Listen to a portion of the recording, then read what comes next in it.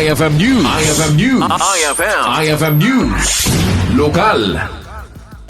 Naragsak nga impakaamot Environment and Natural Resources Office iti Gobyerno Probinsyal ang mabalinan a paglako dagiti kape manipod iti plantasyon ti barangay Sagigi iti ili ti Pagudpud. Segon kani Mr. Joji Jimenez, Environmental Program Officer, niramanan mismo ni Vice Governor Matthew Marcos Manotok iti natimpla kape manipod iti nasaw a plantasyon na imas kan aprobado kanyanan ti kalidad daytoy. Rason ana dakamat na nga balbalinan a paglako ngam ditoy paila ang lokalidad.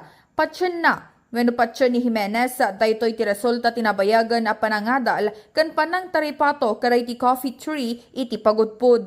Basar ken kuana umimima sa tiraman dagiti kape kan manamnama a lumawa kan umadupay iti produksyon ditoy probinsya.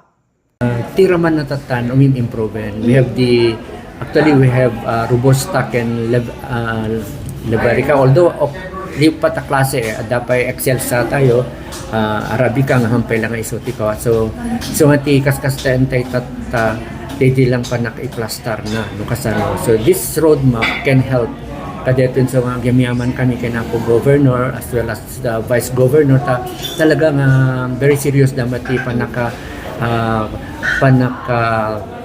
develop iti coffee industry tayo ti Ilocos Norte. Mainay iti daytoy indano ni Jimenez ti panagyaman na iti local government unit iti Pagudpud da iti agduduma nga ahensya mangtultulong kan iti provincial government of Ilocos Norte iti agtultuloy a suporta tapno mapaduro aspay ti coffee plantation kan coffee product ditoy Ilocos Norte.